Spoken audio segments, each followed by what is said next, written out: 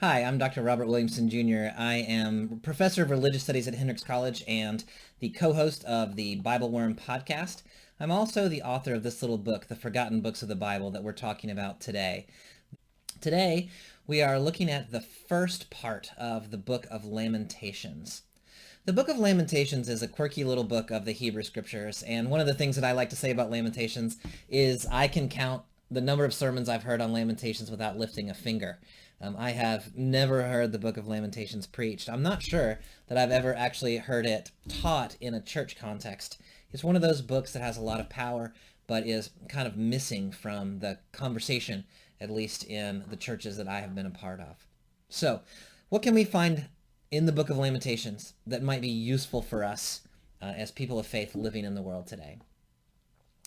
The book of Lamentations is set in a very stark, difficult time. It is reflecting the period just after the Babylonian army under King Nebuchadnezzar attacked and destroyed the city of Jerusalem. After a siege of 3 years, Nebuchadnezzar breaks down the wall. He kills a lot of people. He takes the elites of the city away into exile. He destroys the temple, and then he leaves. The book of Lamentations represents the voices of the people who survived that attack on Jerusalem and remain in the land. So we might picture them sort of living in the ruins of the temple, having been starved, having been under siege, having been under attack, having lost their friends and loved ones and family members, and now trying to pick up the pieces. It's a traumatized community trying to learn how to move on from trauma. So in that way, you might hear some echoes of Lamentations from situations that we know today, whether it's personal trauma, personal grief, or whether it's communities that have been traumatized who are trying to overcome the things that have happened to them, have been done to them. So the depiction of Lamentations is pretty stark. So in chapter 4, we get this little notice where the speaker says, things were better for those stabbed by the sword. Like, it's better to be killed in battle than for those stabbed by famine. So you'd rather be killed in battle than to be starving to death in the city. Those who bled away pierced, lacking food from the field. The hands of loving women boiled their own children to become their food during the destruction of the daughter of my people. Now, we don't know, historically speaking, whether women actually considered eating their children in order to survive the famine brought on by the siege of Jerusalem. But the fact that this occurs to the narrator to say something like this says something to us about how stark, how traumatic, how horrifying the situation must have been around Jerusalem at that time. Now, one of the things that underlies the book of Lamentations is this theology that I call reward-punishment theology. The scholarly way of talking about reward-punishment theology is the Deuteronomistic theology. That is, theology that comes from the book of Deuteronomy. So if you think about the situation, God who lives in the temple in Jerusalem has now been, God's house has been destroyed. God's people have been taken away into exile. And the question is, how did that happen? Like, where is God? What did God do or fail to do? The answer that is given in the Deuteronomistic reward-punishment theology is quite simply that God rewards people when they do right, and God punishes people when they do wrong. So for the book of Deuteronomy, the reason for the exile is because the people disobeyed God. And so God, in God's righteous anger, at least in anger, handed the people over to their enemies, and they were attacked and taken into exile because of their wrongdoing. If you're just looking for a kind of a shorthand version of the reward-punishment theology, Deuteronomy 30, 16 to 18 is a good place to look. So here in this passage, you can see clearly, if you obey the Lord your God's commandments that I'm commanding you right now by loving the Lord your God, walking in his ways, keeping his commandments, his regulations, so on and so forth, the Lord your God will bless you in the land you are entering to possess. But if your heart turns away and you refuse to listen and so are misled, then you will definitely die. So reward for good behavior, punishment for disobedience. The book of Lamentations is in conversation with this reward-punishment theology. It doesn't necessarily accept the theology, but the reward-punishment theology is kind of its starting place and then it is grappling with whether that is a good, helpful, useful theology, or whether it is not. Now, one of the fascinating things about the Book of Lamentations is that it is presented in a series of speaking voices. There are 5 voices in the Book of Lamentations, and we'll look at them each in this series of lectures. There's a funeral singer, who we'll talk about today, whose job it seems, to sing a song about the destruction of Jerusalem. There is daughter Zion, who is a personification of the city of Jerusalem itself. There's a figure who calls himself the man, or the strong man, who shows up in chapter 3. There's another narrator who's a little bit of a jerk. I call him the scoffer in chapter 4. Then there's a communal voice in chapter 5. One of the fascinating things about Lamentations is there's no overarching voice that controls the story. And so you've just got these 5 perspectives that are set alongside each other. And you and I, as the readers, kind of have to figure out how to make our way among those voices. No one tells us who's right, who's wrong. Nothing gets corrected or trumped or anything like that. You just get these voices with their competing claims. It's a fascinating way to write a text, and I think a really suggestive one for our life as people of faith. So the first voice that we want to look at is the figure that I call the funeral singer. But I'm not the only one who calls him that, but I think it's a good name for this character. He shows up right at the very beginning of Lamentations, and he's present through Lamentations 1 and Lamentations 2. If you look at the funeral singer, he starts out by saying, "Oh no." This is the Common English Bible translation, "Oh no." It's not a great translation. The Hebrew is echa, which means how. You can think of it as this kind of guttural, like a cry, like, "How long, O Lord?" "Oh no," kind of gets there. Anyway, this is what we have. So the funeral singer says, "Oh no. She sits alone, the city that once was full of people, once a great nation, she's become like a widow, once a queen, she's become a slave. She weeps bitterly, none of her lovers comfort her, all her friends lie to her." Now, if you listen to the tone of this, it's not very compassionate. It's not very empathetic. It's a little clinical, sort of describing what happened to the city, and it is kind of ascribing to her this kind of, she once was great, look how far she's fallen. You might read a little Schadenfreude in there, like, look, this city that once thought she was so proud, now she's been humbled.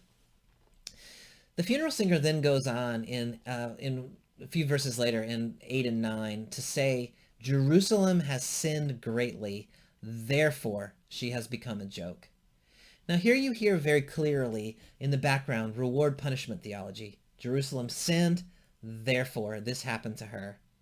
Then we get this really kind of shame-based, almost sexualized shame language. "All who honored her detest her, for they have seen her naked. She groans and turns away. Her uncleanness shows on her clothing. She didn't consider what would happen to her." Here we see Jerusalem being depicted as a female. We know this from cities being depicted as females from the book of, most famously, Hosea, but also Ezekiel and Jeremiah. So this city is being described shamefully. She's naked, she is menstruating, she's unclean, she's impure.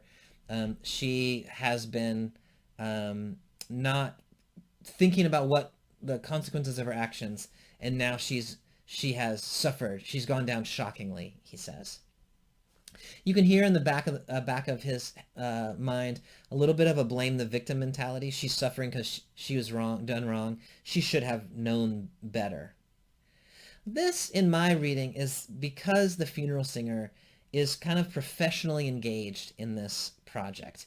His job, I think, is to sing a funeral lament over the city. This section of Lamentations is written in what's known as a kinah meter. It's a 3-2, 3 beats, 2 beats, a funeral dirge. So I think of him as a professional whose job it is to describe the destruction of the city and to lament over her. Modern day parallel might be something like a news reporter who's reporting on the scene of this traumatized city and is kind of telling it to you, getting a little bit of shock value, trying to make some interpretive moves, but really not in any way personally connected to what is going on. He describes in rather graphic form here the destruction of the temple. The enemy grabbed all her treasures. She watched the nation enter her sanctuary. When you think about Jerusalem as a woman, this is a metaphor of sexual violence that has been perpetrated against her by her enemies who have grabbed her treasures, who have entered her sanctuary. This is a very explicit kind of imagery that our speaker uses. And then he comes back again. This is actually jumping back earlier in his speech, but he says, certainly the Lord caused her grief. Why? Because of her many wrong acts. She got what she deserved, is basically the funeral singer's position. There's no compassion. There's no pity. He's not moved really at all by her situation. He's describing in rather clinical terms, here's what happened to her, and the reason is because she sinned. Now, in the middle of the funeral singer's speech, we start to hear the voice of daughter Zion. Zion is the poetic name for Jerusalem. Daughter Zion is a personification of the city. So it's as though the city has come to life as a woman, and now she's going to speak for herself. And so it's interesting to pay attention to the way daughter Zion, who is a trauma survivor, talks about her own survival, her own experience, in ways that are really different from the way that this external observer, who has not apparently experienced trauma, the funeral singer, talks about her.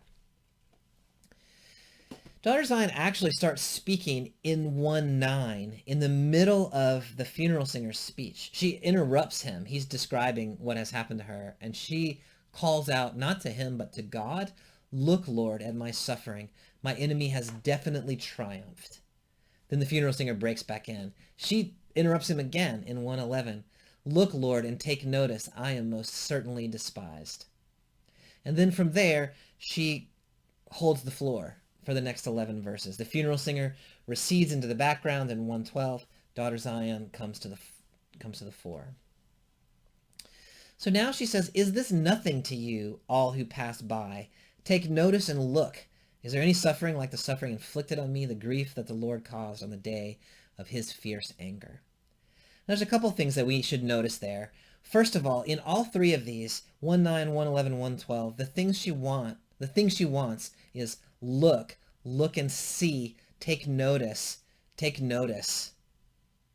She's wanting someone to observe in a compassionate way the suffering that has happened to her, to acknowledge what's going on, and to in some way empathize with her, or at least like recognize what's going on.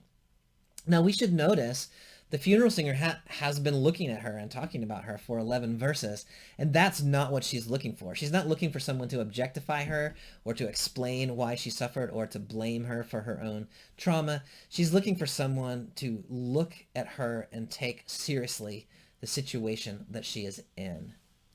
Secondly, it's worth noticing that she calls out to God twice, "Lord, look, Lord, look."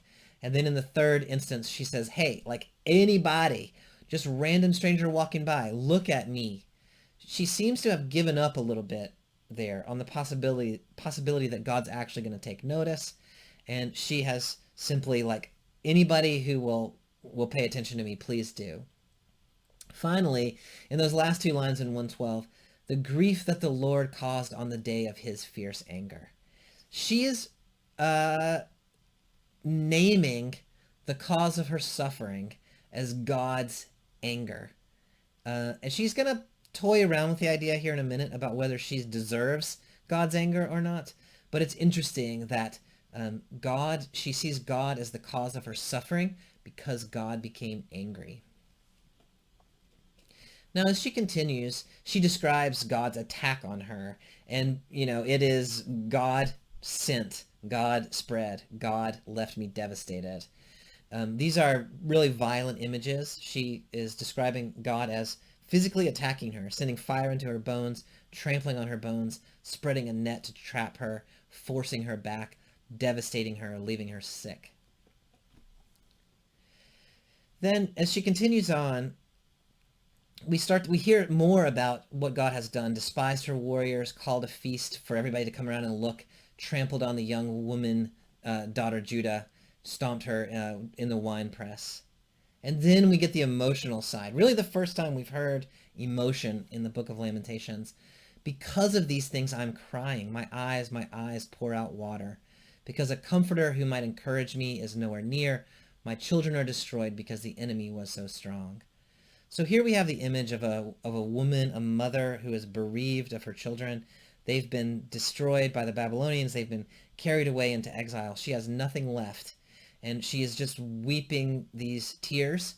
And there is no one around who can offer her any kind of comfort. That's all she's asking for. Someone look at me and someone be present with me and someone give me comfort. But there's no one to be found. Now at the end of this chapter, she then turns to God and prays a prayer of imprecation. That is, she says, bring the day you have announced so that they, that is the nations, become like me. Let their evil come before you, then injure them like you injured me. Because of my wrong acts, my groans are many, my heart is sick. Now, there what she's saying, it seems, is, look, if I'm being punished for what I did, fine. But then you need to punish all of the nations too, because everybody else is doing the same things I'm doing. And so if you're going to attack me, attack them. This is a really interesting kind of move that she makes, and one that I think we see among traumatized populations with some frequency, that the goal is to be healed. But if the healing is not possible, then let's bring other people down with us. This kind of anger directed toward God and toward the enemy, or the perceived enemy anyway. In this really important way, Lamentations is not trying to correct that or redirect it or do anything with it. This is just like, this prayer from her seems to be a legitimated prayer. Yes, this is the kind of thing that one prays when one has experienced trauma. Now the funeral singer comes back. So he's spoken in 1 through 11.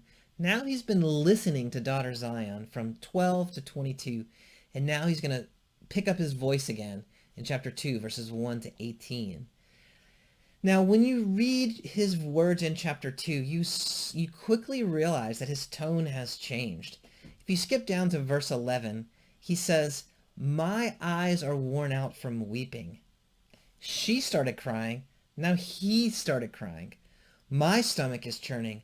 My insides are poured on the ground. So the funeral singer, who is very stoic, very professional in the first chapter, is now having this kind of empathetic experience. Then he says, because the daughter of my people is shattered. Suddenly he's relating to her. He sees her pain as his pain, her people as his people, because children and babies are fainting in the streets. So now he has listened to her story, and he's begun to relate to her, to see himself in her, to see his people as her people. And now he's weeping on her behalf. Then he says to her, and this is really what I think is a really beautiful moment, what can I testify about you, daughter Jerusalem? To what could I compare you? How can I comfort you, young woman, daughter Zion?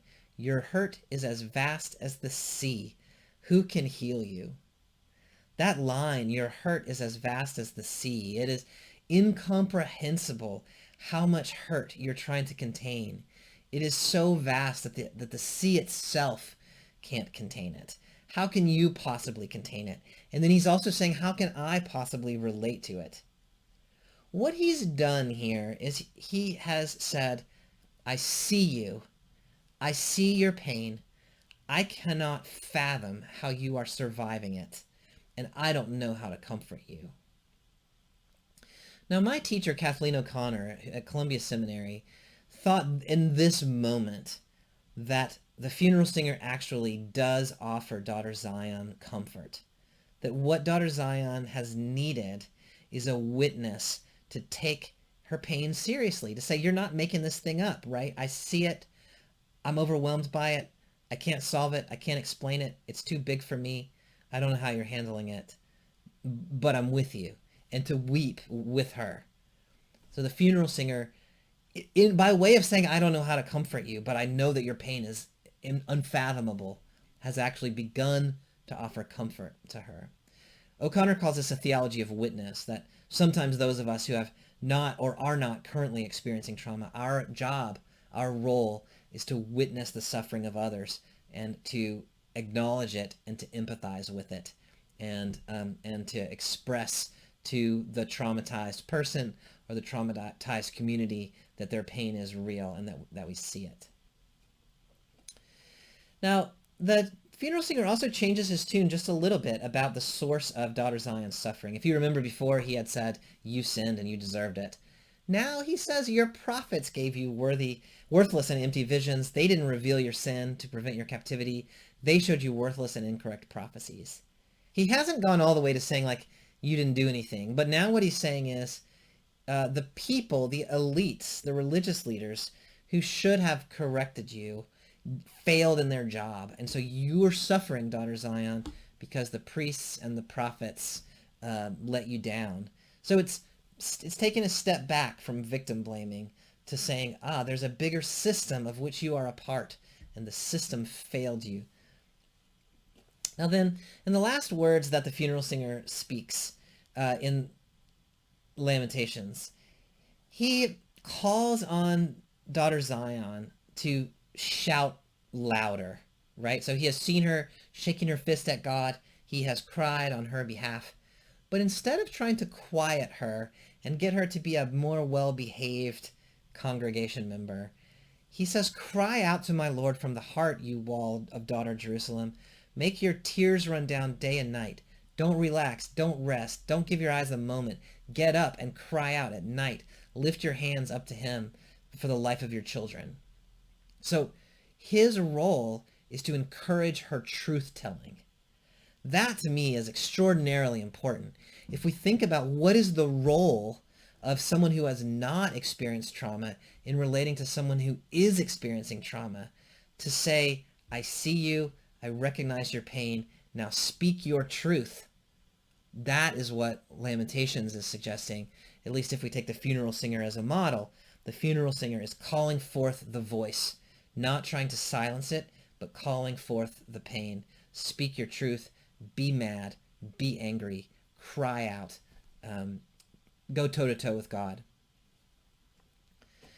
Now, daughter Zion takes the funeral singer up on that invitation to express her voice again, and she ends the chapter beginning in 2:20. She calls back to God, Lord, look and see. That's the thing that she likes to say. Look and see to whom you have done this. So you did this, God. Then this powerful rhetorical question, should women eat their own offspring, their own beautiful babies? Should priest and prophet be killed in my Lord's sanctuary? Now the answer to those questions is no, right? Should women eat their own children? No, they should not. And so what she has done is to say to God, look what you did. You have created a situation where women are having to decide, should they starve to death or should they eat their children? Maybe they need to eat one of their children so they can save the other one. Like, this is a horrifying situation that the people are in. And daughter Zion is saying, you did this, God. You created this. What kind of God does this thing? Then she continues on the day of your anger, you killed, you slaughtered, you invited terrorists from every side. So she is shaking her fist. What are you doing? And she is, the only thing that God offers in her perspective is anger. And she's trying to remind God here, like you said, you are a God of compassion. Don't you remember Exodus 34, 6 and 7, where you said you show steadfast love to the 1,000th generation of those who love you, and only the 3rd and 4th generation are punished for those who disobey you. So you're supposed to be 1,000 parts compassion and 4 parts anger, but now you're all anger and no compassion. Like, what are you doing? Now, then she breaks off her conversation with God and she turns, I don't know, she's either talking to you and me, the reader, or she's talking to herself. She says, on the day of the Lord's anger, no one escaped. No one survived. The children that I nurtured, that I raised myself, my enemy finished off. Now, that's the last thing she says in the book of Lamentations. She shakes her fist at God. She accuses him of being a God who is only angry and lacking compassion. And she says, there's no hope for the future. Now, it is interesting, and I think it is important that Lamentations never shows her making a turn. It never shows her asking for forgiveness. It never shows her saying, but still, I bow down before you. This is a protest theology. She protests God's action, and she seems to refuse to resubmit to God. Maybe she's turned her back in this last couple of verses and said, I don't have anything left to say to you.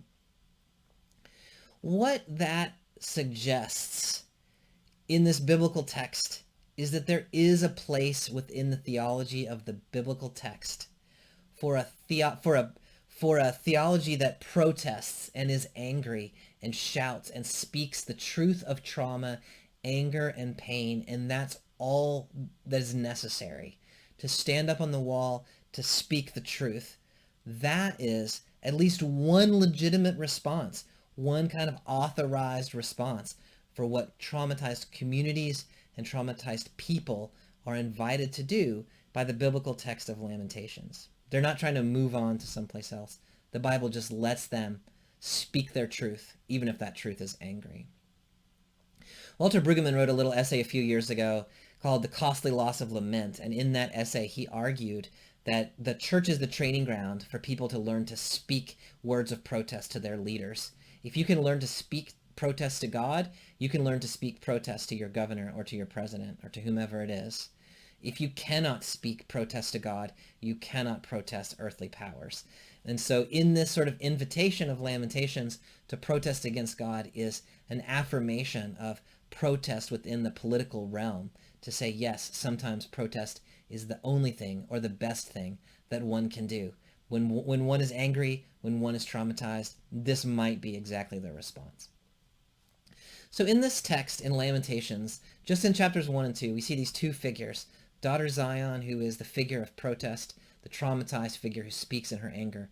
And we see the funeral singer, who is a bystander, who becomes an ally. And what he does is simply to say, I see you, I hear you, I weep on your behalf, and I want you to speak your truth. So we can find ourselves in these two voices, and we can think about how that relates to our own time and things that are going on in our lives and on the streets today.